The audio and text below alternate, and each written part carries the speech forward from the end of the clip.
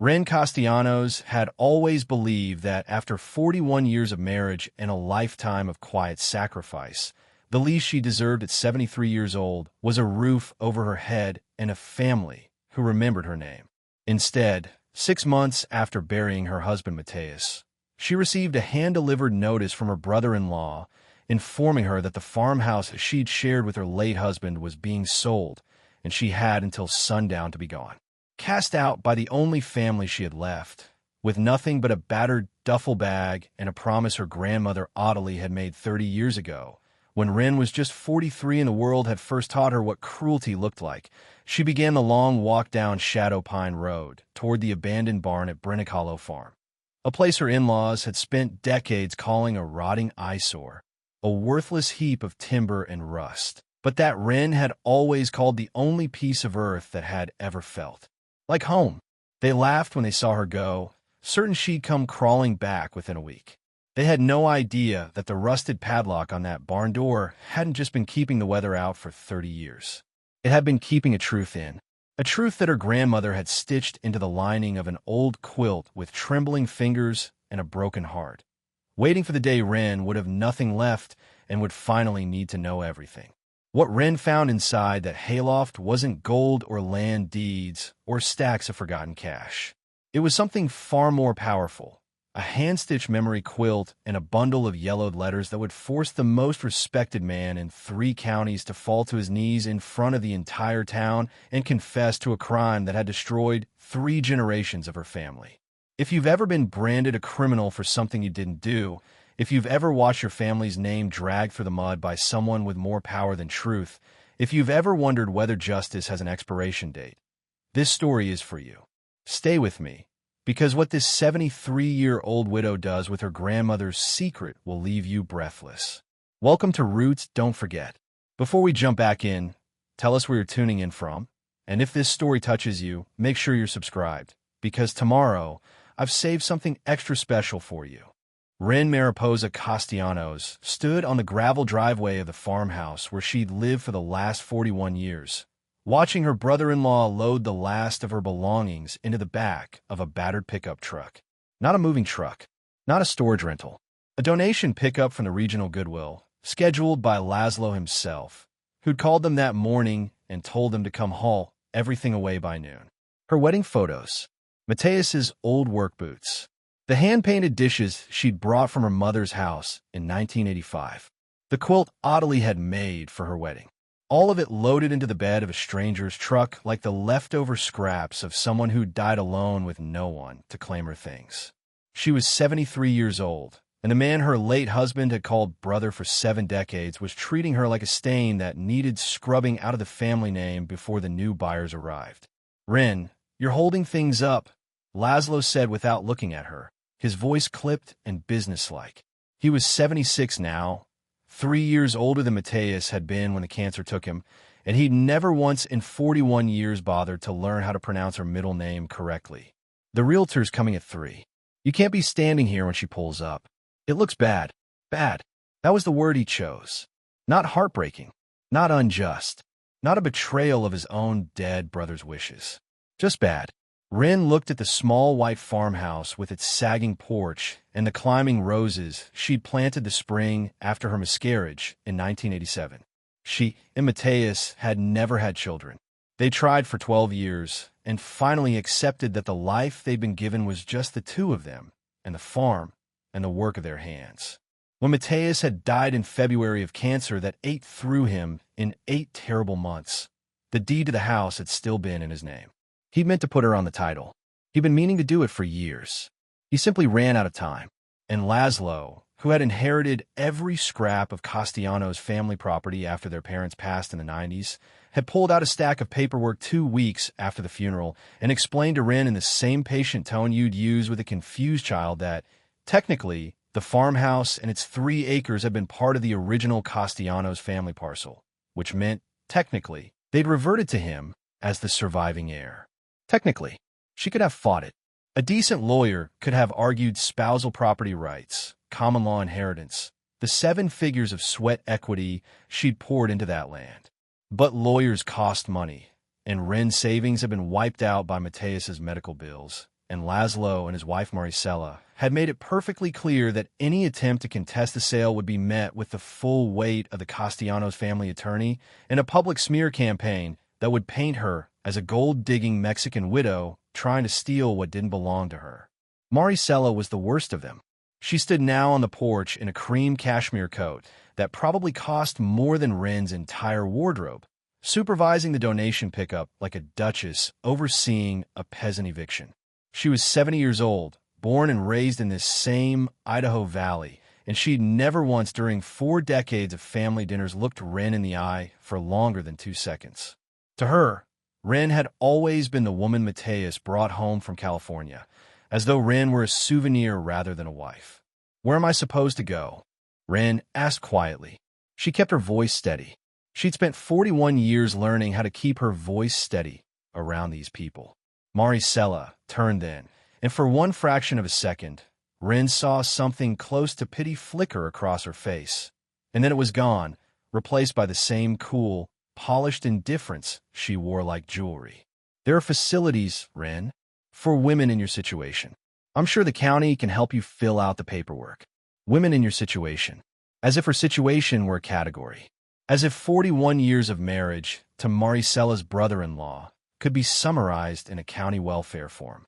"I have somewhere to go," Wren heard herself say, and the words surprised her even as they left her mouth. They came from somewhere deeper than thought, somewhere she hadn't visited in 30 years. "Brennick Hollow, my grandmother's old farm." Laszlo actually laughed. Not a cruel laugh, something worse. The amused, dismissive chuckle of a man who'd never in his life had to take a woman like Wren seriously. "That dump? Wren, that property's been condemned since the 90s. The barn is the only thing still standing, and it's probably full of rats and rotted floorboards. You can't be serious." "I'm not asking you," Wren said.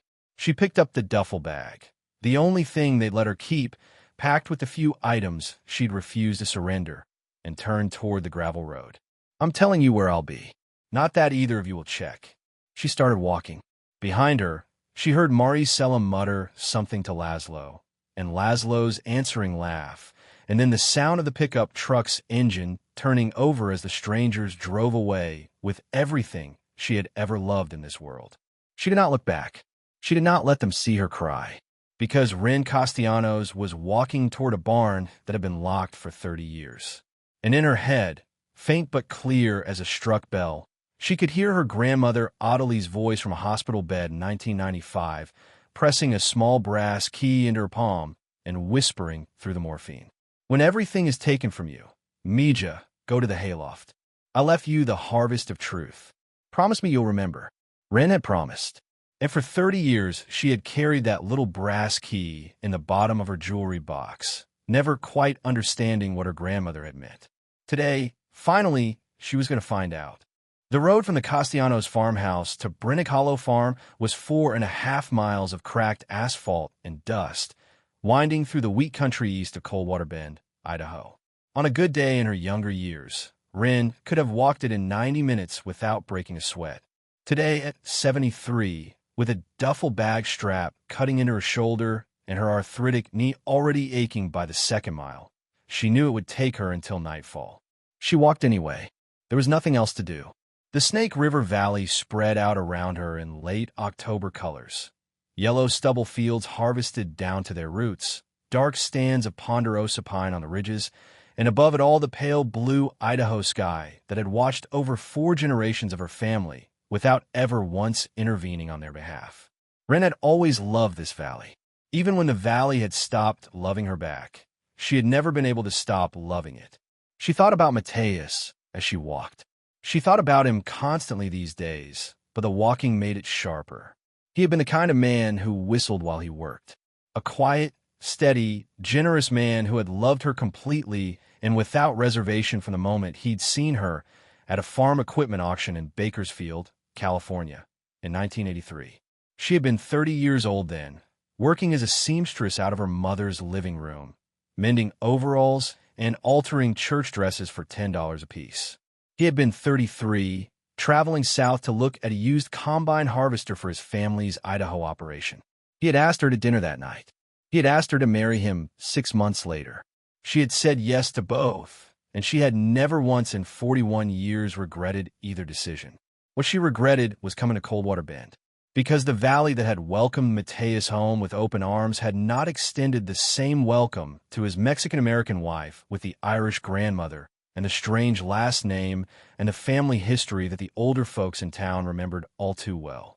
Wren's grandmother, Ottilie Brennick, had been a known figure in the valley back in the day. A widow farmer who'd run Brennick Hollow alone after her husband died in 1962, a woman who'd worked her own fields and raised her own daughter and minded her own business. And then in 1994, a year before her death, the Brennick name had been dragged through the worst scandal the valley had ever known. A scandal that everyone in 3 counties still remembered, even though most of them had been wrong about every single detail of what had really happened.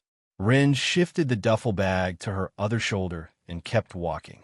She passed the old grain elevator at the crossroads, the same elevator where 30 years ago her grandfather Patrick Brennick had been publicly accused of crop sabotage and economic theft from the Coldwater Valley Agricultural Cooperative. He had been 78 years old then.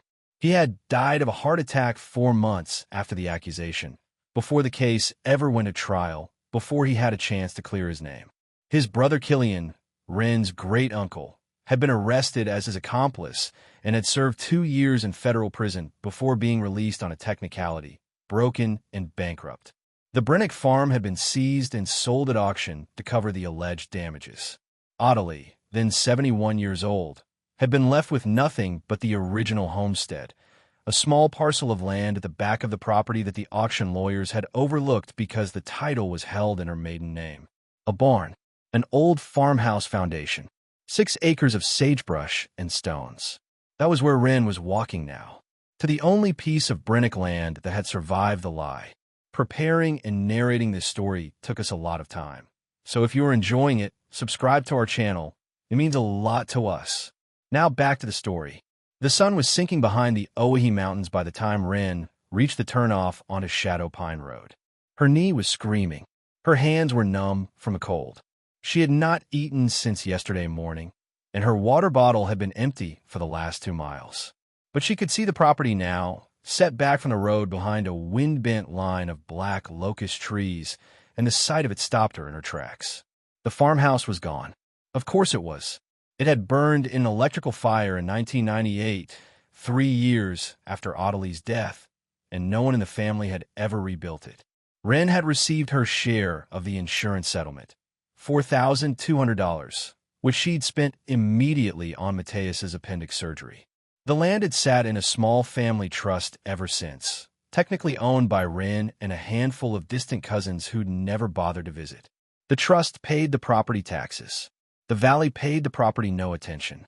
It had become, over the decades, the kind of place locals drove past without seeing, the way you stop noticing a familiar gravestone. The wood was weathered to a deep silver gray, and the metal roof had patches of rust the color of dried blood, but the structure itself was square and solid. Her grandfather had built that barn with his own hands in 1947. Her grandmother had locked it for the last time in 1995, 3 weeks before she died, and as far as Wren knew, no one had opened it since. She started walking again, slower now. The duffel bag felt heavier with each step. When she reached the barn, the sun had dropped below the mountains, and the air had turned sharp with the first real cold of autumn. Wren set her bag down in the dry grass and put her hand flat against the weathered wood of the big, sliding door. It was warm. After a full day of October sun, the wood was still holding heat, and she stood there for a long moment with her palm against it, the way you might rest your hand against the chest of someone sleeping. "I'm here, abuela," she whispered. The Spanish word felt strange in her mouth. Ottilie had been Irish-American, not Mexican, but she had insisted Wren call her abuela anyway, because Ottilie Brennick was the kind of woman who had refused on principle to make her granddaughter choose between her 2 heritages. "I'm here. I came. Like you asked me to." The wind moved through the locust trees. Somewhere up the valley, a dog was barking. Wren reached into the small, zippered pocket of her duffel bag, and her fingers closed around the brass key her grandmother had pressed in her palm 30 years ago. It was time to find out what Ottilie had been protecting all this time. The padlock on the main barn door was a heavy old Yale model, the kind they don't make anymore, with a brass body that had once been polished bright but was now crusted with 3 decades of weather and oxidation. Wren crouched down in the failing light and examined it carefully. The shackle was thick. The keyhole was packed with grit. If the key didn't turn, if the inner mechanism had rusted shut, she would have to find another way in, and she had no idea what other way there might be. She pulled out the small pocket flashlight she'd hidden in her bra that morning, one of the few things she'd managed to keep when Laszlo had inventoried her belongings. The beam was weak, but it was enough. She clicked it on, held the flashlight between her teeth, and fitted the brass key into the padlock with hands that had begun to shake. The key would not turn. She tried again, twisting harder. Nothing. The lock had been sitting in Idaho weather for 30 years, and the inner pins had likely fused. Wren felt a wave of cold panic rise in her chest, and for a long moment she stood there in the dark with the useless key in her hand and thought about sitting down in the dirt and weeping.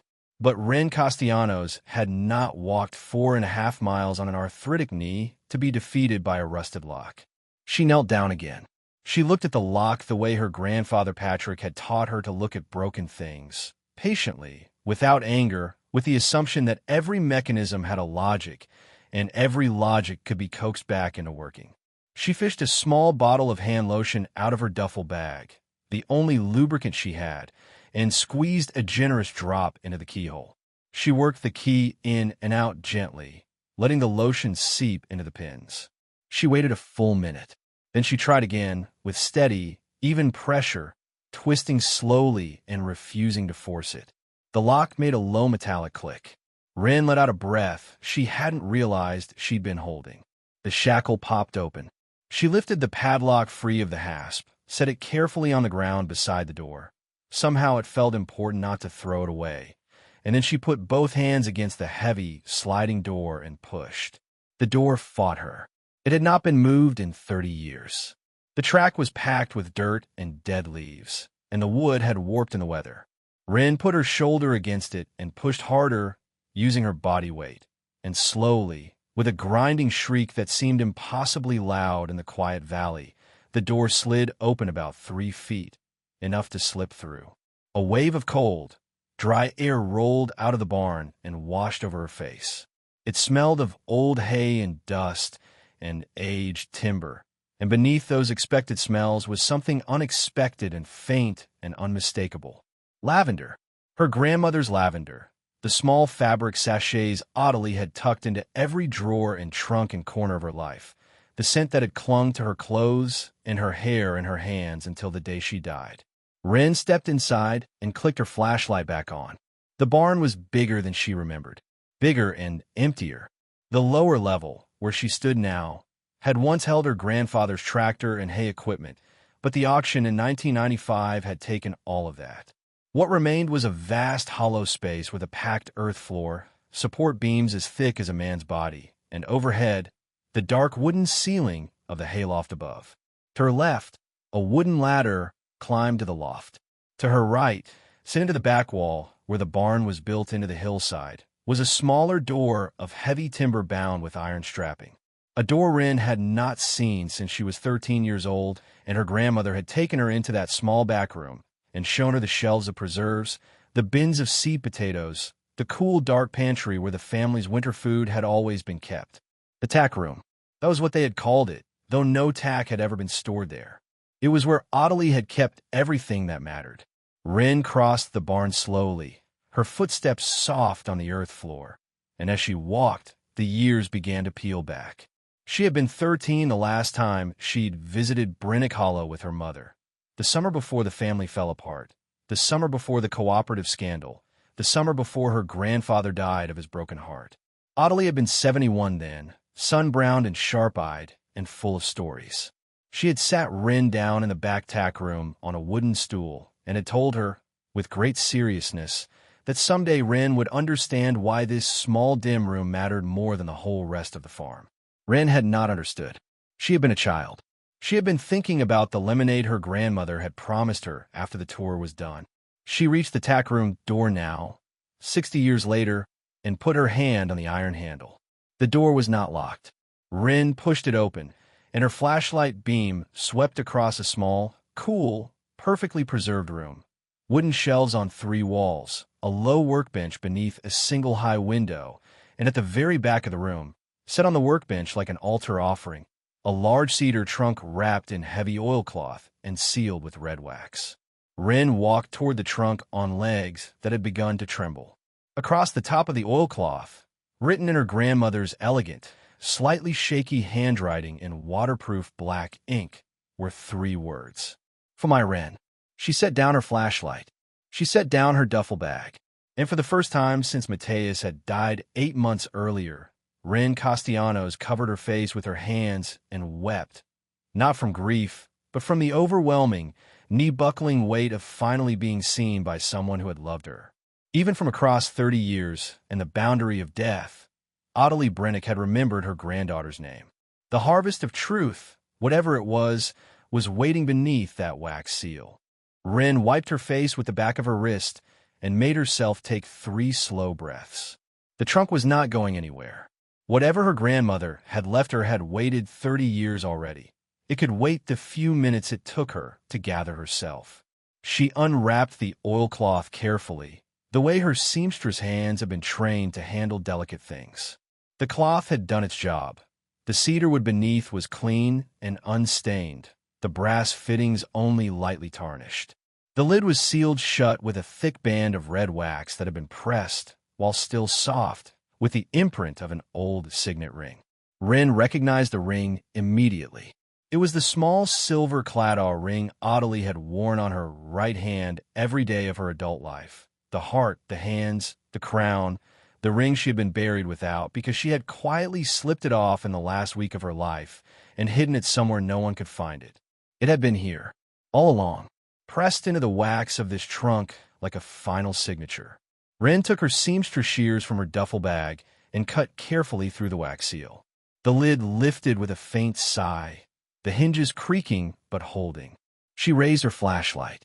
Inside the trunk, folded with reverent care between layers of acid-free tissue paper and small muslin sachets of dried lavender, was a quilt. Not just any quilt. The quilt. Wren recognized it instantly, even though she had not seen it in 50 years. It had been her grandmother's most ambitious piece of work, a memory quilt Ottilie had begun stitching the year Wren was born, 1953, intending to finish it for Wren's wedding day.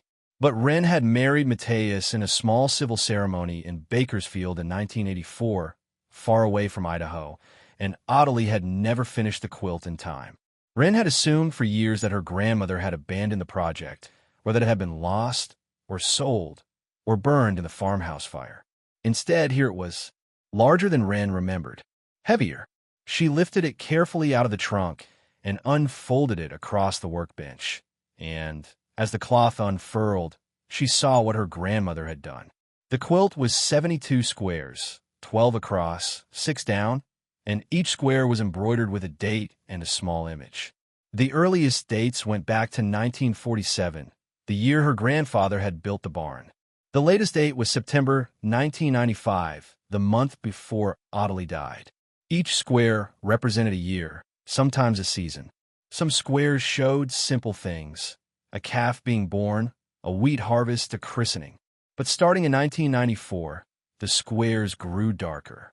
A square showing a courthouse, a square showing a prison gate, a square showing a single cracked plow blade, a square embroidered entirely in black with one small white tear in the center. Wren's eyes filled. Her grandmother had stitched her family's grief into this quilt, square by square, year by year, never showing it to anyone. It was a confession and a memorial all at once. But that was not what made Wren fall to her knees. What made Wren fall to her knees was the way the quilt felt under her hands. The seamstress in her, the woman who'd spent 50 years working with fabric, knew immediately that something was wrong with the batting. It was too thick in places, too uneven, too stiff. The squares from 1994 and 1995 in particular had a strange papery firmness that did not belong inside any normal quilt batting. Wren ran her fingers along the back of the quilt and found what she was looking for, a line of stitches that did not match the rest of the quilt. a line of stitches sewn by older, more arthritic hands, in a slightly different thread color, almost invisible unless you knew what to look for. 3 squares. 3 resealed pockets.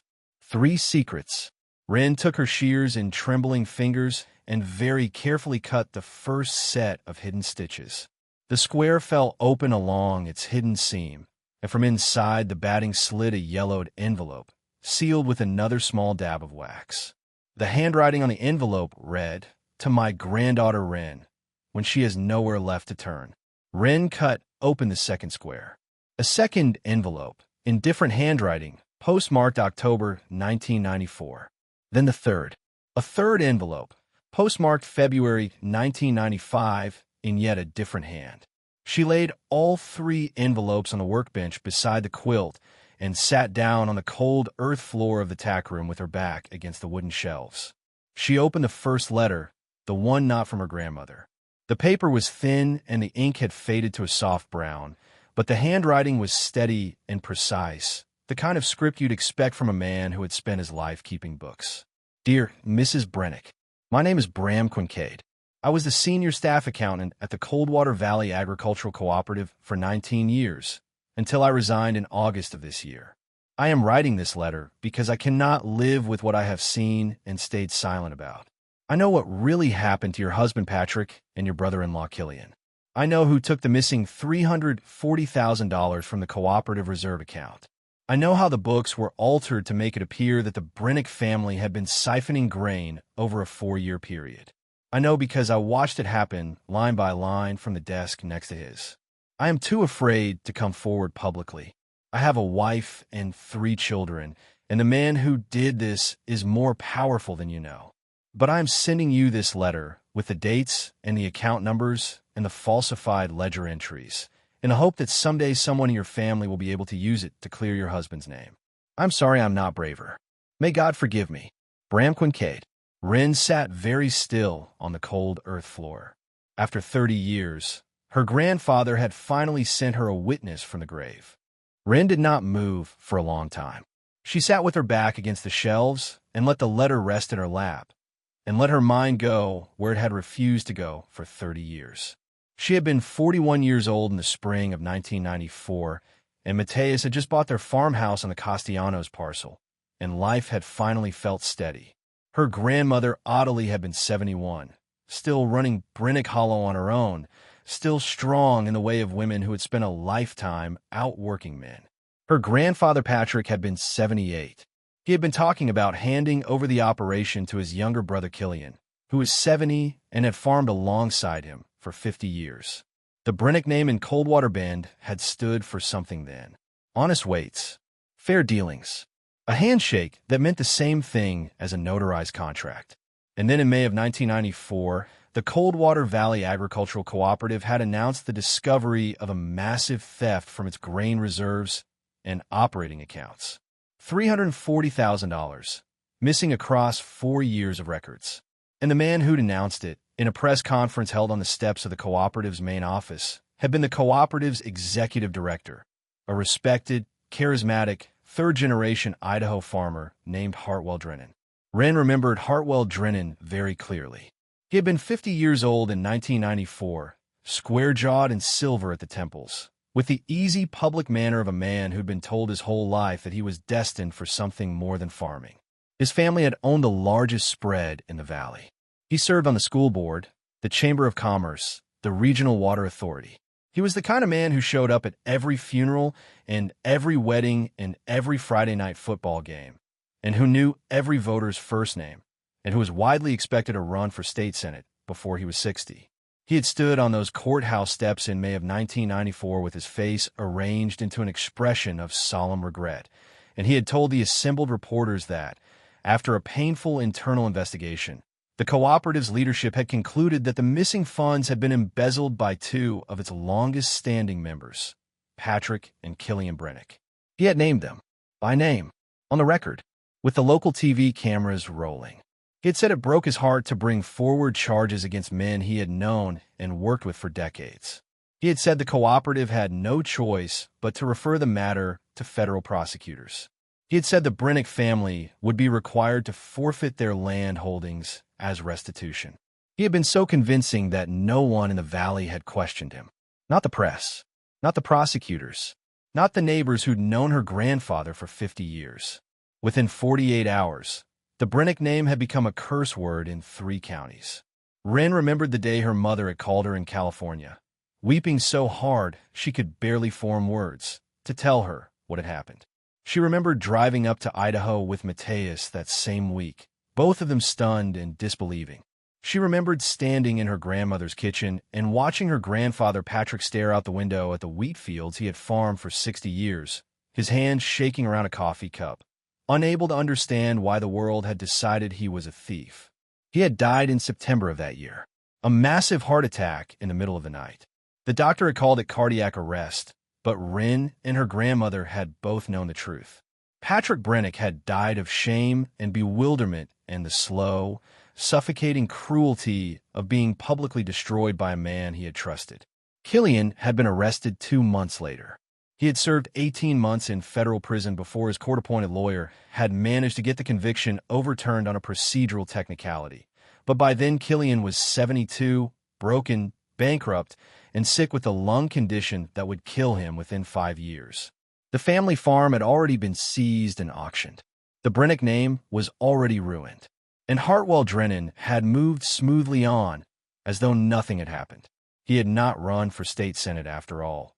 He had decided, he told the local paper, that the personal toll of pursuing the embezzlement case had cured him of any political ambitions. He had retired from the cooperative in 2001 with full honors, a gold watch, and a plaque that still hung in the main office. He had become, over the next 2 decades, the unofficial elder statesman of Coldwater Bend, a fixture at every civic event, a generous donor to the local hospital, the man who gave the keynote speech every year at the Snake River Valley Harvest Festival. He was 80 years old now.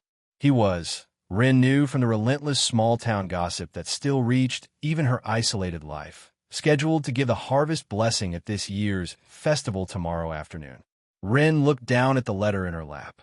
I know who took the missing $340,000 from the cooperative reserve account. She picked up the second envelope. The handwriting on this one was rougher, blockier, the careful printing of a man who had not been formally educated past the 8th grade. She opened it. Mrs. Brennick, my name is Caesar Vargas. I worked the harvest for your husband Patrick from 1987 to 1993. He was the best man I ever worked for. He paid us fair and on time, and treated us like men.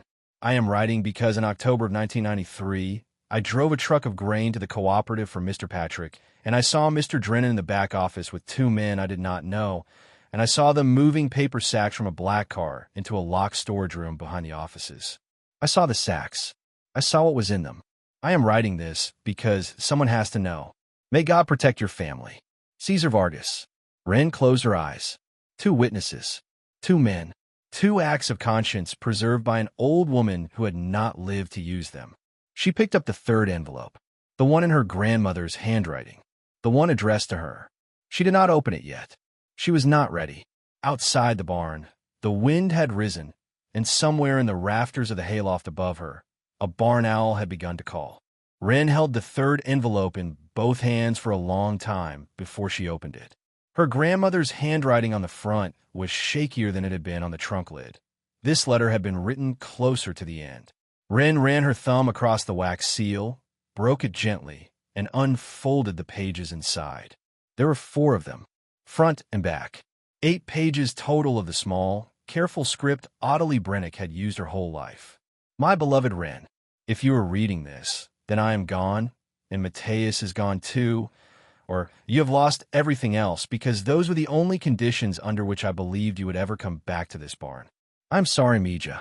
I am sorry that the only inheritance I am leaving you is a fight I was too afraid to finish in my own lifetime. The 2 letters you have already read are the truth. Hartwell Drennan stole the money. Hartwell Drennan destroyed your grandfather. And Hartwell Drennan walked free because he was a Drennan and we were only Brennicks. And in this valley that has always been the difference between guilt and innocence. Bram Quincaid came to me in November of 1994, 2 months after Patrick died. He sat at my kitchen table And he wept, Wren. He told me everything. He had records. He had ledger pages he had photocopied in secret. He gave me a sealed packet and asked me to keep it safe. He said he could not testify publicly because Drennan had connections to the bank that held his mortgage and to the school where his children went, and he believed Drennan would destroy his family the same way he destroyed ours. Cesar Vargas came to me in February of 1995. He was an honest man, Mija. He drove all the way down from Twin Falls to sit in my parlor and tell me what he had seen. He could not testify either. He had family without papers. Drennan would have made one phone call, and that family would have been on a bus across the border by sundown. I had the truth, Wren. I had the proof, and I did nothing with it. I want you to understand why, because I want you to forgive me before you ever pick up that phone or stand on those courthouse steps yourself. I was 71 years old. Killian was in prison. Patrick was in his grave. The farm was already gone, and I was a widow alone on 6 acres of sagebrush. And Hartwell Drennan came to my door one evening that spring with a bottle of bourbon and a smile. And he sat in my kitchen and he told me, gently, the way a man tells a woman he is willing to break, that if I ever spoke a word against him publicly, he would make sure no one in this valley ever hired you or your mother again. He would make sure your mother lost her teaching job. He would make sure that whoever you married would lose his standing. He would salt the earth behind us until there was nothing of the Brennick line left to grow. I believed him, Mija. I believe him because I had watched him do it to your grandfather. So I took these letters and the photocopied ledger pages, and I sewed them into a quilt I had been making for your wedding. And I locked the barn. And I waited for the day when you would have nothing left to lose, because that was the only day this evidence could save you instead of destroying you. I am sorry it took 30 years. I am sorry I am not standing beside you. But I am with you, Mija. Every stitch in that quilt is a prayer for you. Every square is a year I waited for you to come home. Hartwell Drennan is an old man now. He is also still a powerful one. Do not underestimate him. Do not go to the police first. Do not go to a lawyer first. Go to a place where the whole town will see you and hear you at the same time, because that is the only place a man like Drennan cannot run. Clear our name, Wren. Clear Patrick's name. Clear Killian's name. Clear our blood for every Brennick still to come.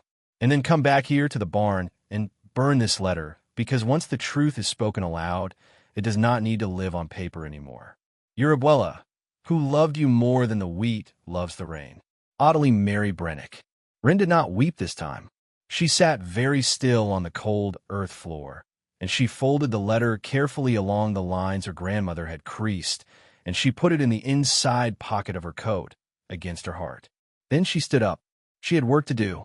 The Coldwater Bend Snake River Valley Harvest Festival began at 10 o'clock the next morning at the old cooperative grounds, a wide gravel lot that had been turned into a fairground decades ago, with a tractor parade, a pie auction, a livestock show, and at the center of it all, the harvest blessing, given each year by the festival's most honored elder. This year, that elder was Hartwell Drennan.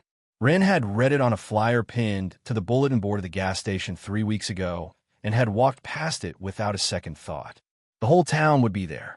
Every farmer, every shopkeeper, the mayor, the sheriff, the local newspaper, the regional AG radio station. It was the one day of the year when Coldwater Bend was, in her grandmother's words, all in one place at one time. Wren climbed the wooden ladder up into the hayloft. The flashlight beam caught dust motes floating in the cold air, and there, against the back wall, was an old cedar wardrobe she remembered from her grandmother's bedroom. Ottilie had moved it out here for storage in her last years. Wren opened it. Inside, wrapped in muslin, hung Ottilie's church dress. Dark wool, ivory lace at the collar, the dress she had worn to weddings and christenings and finally to Patrick's funeral. Wren took it down. With her seamstress hands, she would alter it through the night. Tomorrow, she was on a festival. Wren walked into the Coldwater Bend Harvest Festival at 10:47 the next morning, and the entire fairground noticed her before she had taken 20 steps. She had altered the dress through the night by the light of a kerosene lantern she'd found in the tack room, taking in the waist with neat seamstress stitches, shortening the hem to a dignified length, and pressing the wool with a hot stone wrapped in cloth. She had washed in cold water from the rain barrel behind the barn. She had pinned her silver hair into a low bun the way her mother had taught her, and she had walked the 4.5 miles back into town, carrying her grandmother's quilt folded into a canvas bag over one shoulder, and the 3 letters tucked safely against her heart.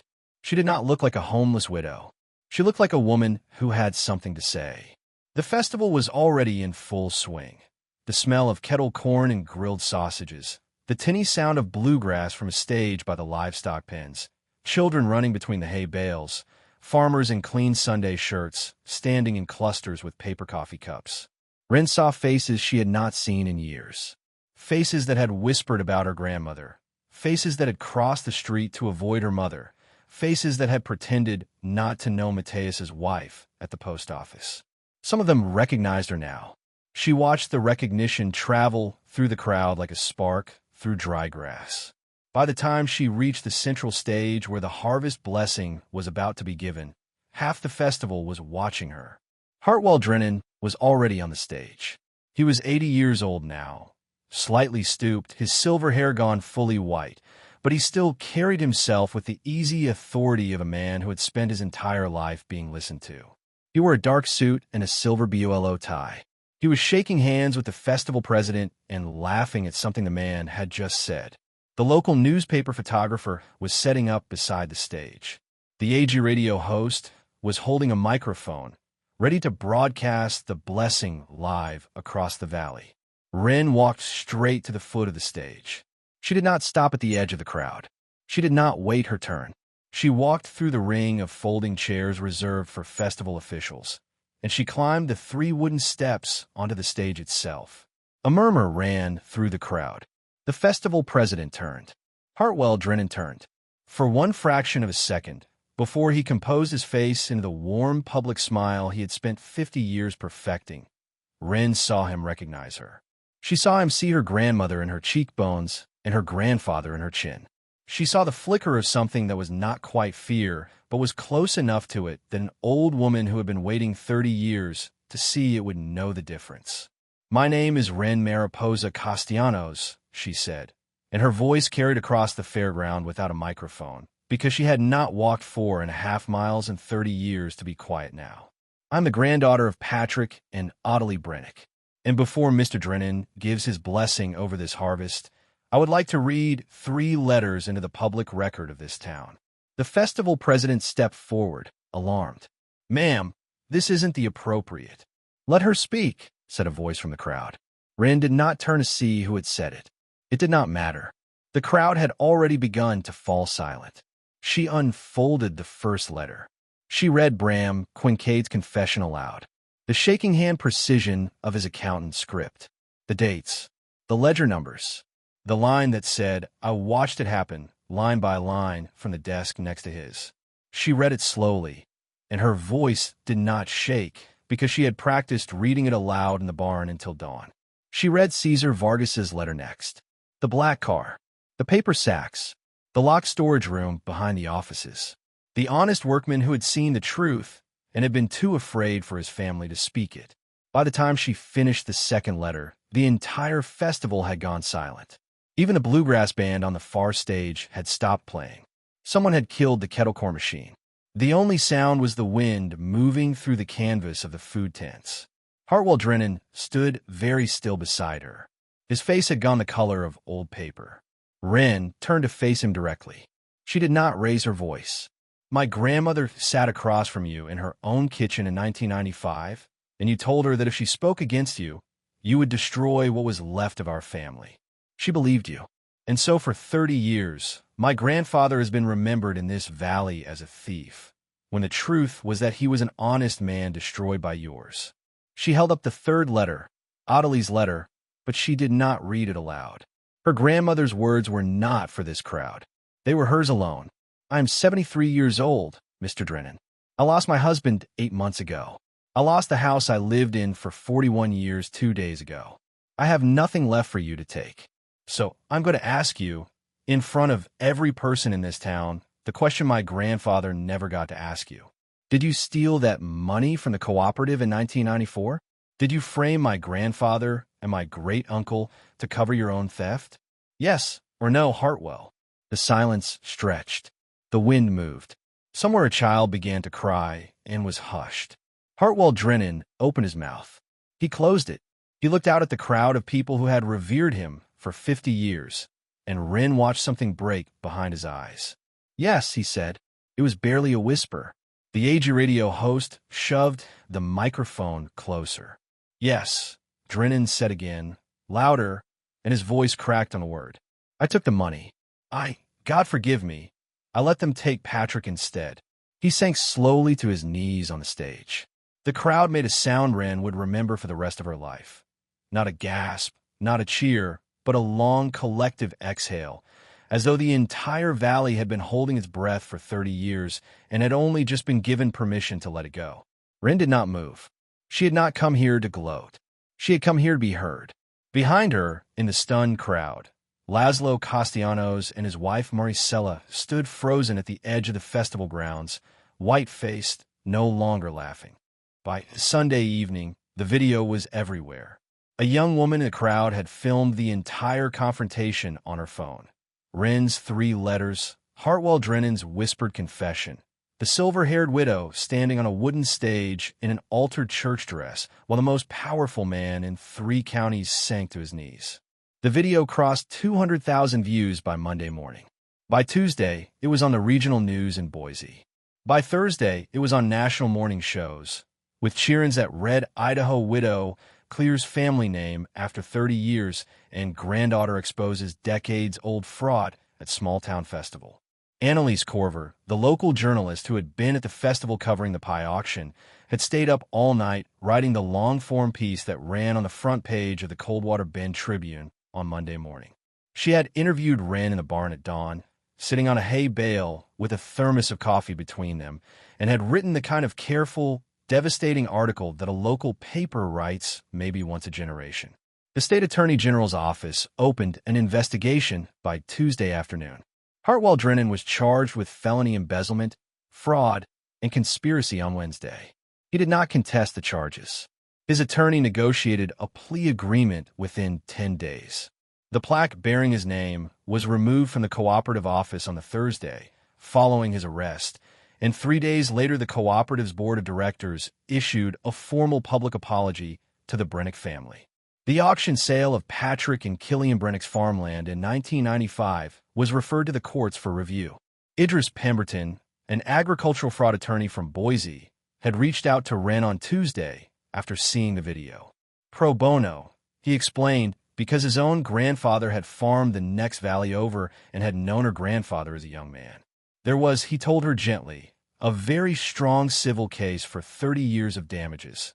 The seized land, the lost income across 3 generations, the documented harm to her family's livelihood and reputation. Drennan was old, but he was also wealthy, and the cooperative carried liability insurance that had been quietly renewed every year for decades. Wren told him to file it. The settlement came through 6 months later. It was substantial, not a fortune, but enough. Enough to buy back what was left of the original Brennick parcel that had been auctioned off in 1995. Enough to commission a proper headstone for her grandfather Patrick, finally engraved with the words, "He was an honest man." Enough to live on for the rest of her life without ever again worrying about whether she could afford her arthritis medication. Laszlo and Maricela Castellanos came to the barn on the Wednesday after the festival. They drove up Shadow Pine Road in Maricela's silver Lexus, parked at the edge of the gravel where the farmhouse used to stand, and walked the last 50 yards to the barn doors with the slow reluctance of people who knew they had no right to be there. Wren let them stand outside for a long minute before she opened the door. Laszlo had been crying. That much was obvious. His face was puffy and his hands were shaking. Maricela's makeup had been carefully reapplied, but her eyes were rimmed red beneath it. "Wren," Laszlo said, and his voice broke on the syllable. "We didn't know. We never knew the whole story about your grandfather. We grew up hearing the Brennick name was, Mateus never told us. He never said. And Wren, we just—" "You didn't ask," Wren said quietly. "Not in 41 years. Not once." Maricela's chin trembled. "We've come to say we are so deeply sorry. For the house. For the things we said. For all of it. We want to make it right. Whatever it takes." Wren looked at the two of them for a long moment. She thought about her grandmother's letter, "Forgive me before you ever pick up that phone." And she thought about the kind of woman Ottilie Brennick had been, the kind of woman who had sewn evidence into a quilt instead of into a noose. "You can't make it right," Wren said. "What you did to me when Mateus died, that doesn't unmake itself because the world is watching now. You didn't believe me when I had nothing. You only came when I had something." "Wren, please," Maricela whispered. "But I'm not my grandmother," Wren went on, "and I'm not going to spend the rest of my life carrying a grudge that will only weigh me down. So here's what I will offer you. I will not slam this door in your face today. I will not call you family yet, because that word has to be earned back. But if you want to try, if you want to actually try, slowly, over years, without expecting forgiveness on a timeline, then you may write to me. You may visit when invited. We will see who you are when no one is watching." They left an hour later, both of them quieter than they had come. 7 months after the festival, on a warm spring afternoon in May, Wren stood in the doorway of the small new farmhouse Idris Pemberton had helped her build on the original Brennick foundation. The barn still stood behind it, repaired and repainted, its great sliding door open to the wheat fields beyond. She had hung Ottilie's memory quilt on the wall of her new living room, in a frame of cedar from the original trunk, where the sunlight could reach it every afternoon. A car turned up Shadow Pine Road. It was Laszlo's old pickup, and in the passenger seat was a small girl with dark braids. Esme, Laszlo's 9-year-old great-niece, who had asked her great-uncle 3 weeks ago whether she could meet the woman from the news. Wren walked out to greet them in the grass. "Tia Wren," Esme said shyly, holding out a folded piece of paper. "I made you a quilt square. Can you teach me how to sew it on?" Wren knelt down in the grass with her arms open, and the child walked into them without hesitation. "Come inside, Mija," Wren said into the dark hair. "Let me tell you a story about your great-great-grandmother. Let me tell you why we sew, and why we remember, and why the truth always finds its way home." Behind them, the barn door stood open in the spring sunlight, and the wind moved through the wheat like a quiet, unending blessing. If Wren's story moved something in you, if you have ever carried a wound that the world refused to acknowledge, if you have ever felt your family's name was stolen by someone with more power than truth, if you have ever wondered whether justice can still find you after decades of silence, leave one word in the comments describing what you would feel if the truth about your family was finally spoken aloud in front of everyone who doubted you. Because Wren's story proves something this world tries very hard to make us forget. Truth does not rot. Evidence sown with love does not fade.